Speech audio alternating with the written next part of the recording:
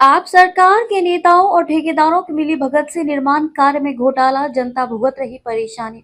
राजधानी में विकास और स्वच्छ प्रशासन के नाम पर आम आदमी पार्टी की सरकार ने जब जब जनता से वादे किए तब तक भ्रष्टाचार के किस्से उजागर होते रहे। साल 2015 में जब अरविंद केजरीवाल दिल्ली के मुख्यमंत्री बने, तभी से ठेकेदारी में पक्षपात और घोटालों का खेल खुलकर सामने आने लगा। जानकारी के मुताबिक मुख्यमंत्री बनने के तुरंत बाद ही एक रिश्तेदार को लाभ पहुंचाने के लिए रेनू कंस्ट्रक्शन कंपनी को बड़ा ठेका दिलाया गया। यही नहीं, जब दूसरा निर्माण टेंडर जारी हुआ तब भी वही ठेका उसी कंपनी को दे दिया गया। यह सिलसिला लगातार चलता रहा और जनता के टैक्स का पैसा जेबें भरने में लगा दिया गया। स्थिति इतनी खराब हो गई कि जिन नालों और ड्रेनेज सिस्टम को बनाने का दावा किया गया था, वहां पानी भरने लगा। बरसात में हालात और बिगड़ गई, घरों में सीधा गंदा पानी घुसने लगा। आम नागरिकों को भारी परेशानी का सामना करना पड़ा, लेकिन जिम्मेदार नेताओं और अधिकारियों ने कभी इसकी सुध नहीं ली। इतना ही नहीं, जब हम मेट्रो स्टेशन की ओर बढ़ते हैं तो एमसीडी कार्यालय के सामने रोड के दोनों जो फुटपाथ बने हैं, वहां एक सीवर लाइन डाली गई थी।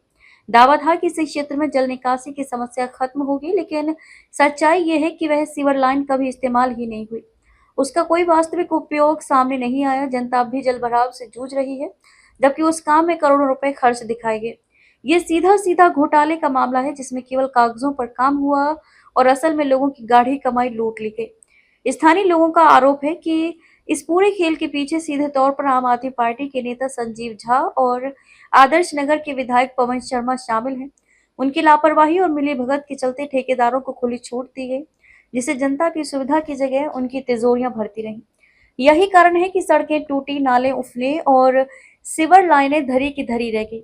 विशेषज्ञों का कहना है कि ये पूरा मामला जांच के दायरे में आना चाहिए, क्योंकि भ्रष्टाचार की जड़ केवल ठेकेदार तक सीमित नहीं है, बल्कि इसमें नेताओं और अधिकारियों की गहरी सांठगांठ है।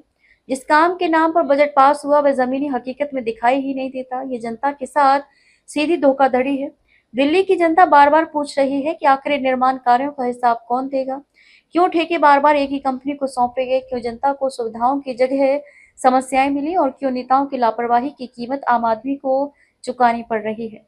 ये भ्रष्टाचार की एक ज्वलंत मिसाल है, जो साफ दर्शाती है कि सत्ता और ठेकेदारों की मिलीभगत से जनता के अधिकारों की खुलेआम लूट की जा रही है।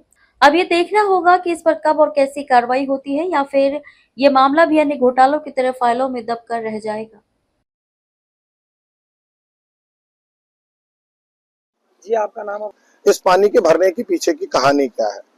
2015 में जब केजरीवाल जी मुख्यमंत्री बने तो उन्होंने ये डबल ई का जो नाला है, इस नाले के रिकंस्ट्रक्शन के लिए, दोबारा बनाने के लिए अपने ही साड़ू की कंपनी रेनू कंस्ट्रक्शन कंपनी को इन्होंने ठेका दे दिया। वो काम कंप्लीट नहीं हुआ, उसकी शिकायत हुई, शिकायत पर कोई कार्रवाई नहीं हुई क्योंकि मुख्यमंत्री साड़ू ही था। फिर उसके बाद इस नाले के निर्माण के लिए दूसरा टेंडर दे दिया गया। दूसरा टेंडर भी ऐसे ही करोड़ों का हुआ और वो भी टेंडर, उसमें भी आधा अधूरा काम करा, कुछ नहीं हुआ। उससे क्या हुआ कि नाले का लेवल ऊपर हो गया और डबल ई ब्लॉक का लेवल नीचे चला गया, जिससे कि नाले में पानी भरते ही डबल ई के घरों में पानी घुसने लगा। तीसरा, इसी रोड पर जब हम थाने वाले रोड पर मजलिस पार्क मेट्रो स्टेशन की तरफ जाएंगे तो एमसीडी के सामने रोड के दोनों तरफ के फुटपाथ पर एक सीवर लाइन डाली गई, जो कभी करक में जो लोग जिए। इसके पीछे जो मूल कारण था वो आम आदमी पार्टी के संजीव झा और आदर्श नगर के विधायक पवन शर्मा, इन दोनों की लापरवाही, इन दोनों की कमीशन खोरी के कारण जहांगीरपुरी के लोगों ने, जीएच ब्लॉक के लोगों ने, डीईई के लोगों ने नरक का जीवन भोगा। और चूंकि सत्ता परिवर्तन हो गया तो आम आदमी पार्टी के कुछ नेता जो छुट भैये हैं, वो नेता यहां पर आकर ड्रामा कर रहे हैं, लोगों को दिखा रहे हैं कि देखो जी ये सब गलत हो रहा है। जबकि आदर्श नगर विधानसभा में दिल्ली जल बोर्ड और पीडब्ल्यूडी के 2 ठेके इसी पानी को निकालने के लिए थे और वो दोनों ठेके लगभग 8 से 10 करोड़ के थे। नाले का ठेका वो पवन शर्मा के क्षेत्र का था और नाले का ठेका संजीव झा के क्षेत्र का था, और ये चारों ही काम आज तक कंप्लीट नहीं हुए। शिकायतों के बाद भी इनकी जांच नहीं हो रही, कारण कि पवन शर्मा भाजपा के सदस्य हो गए। संजीव झा के बारे में भी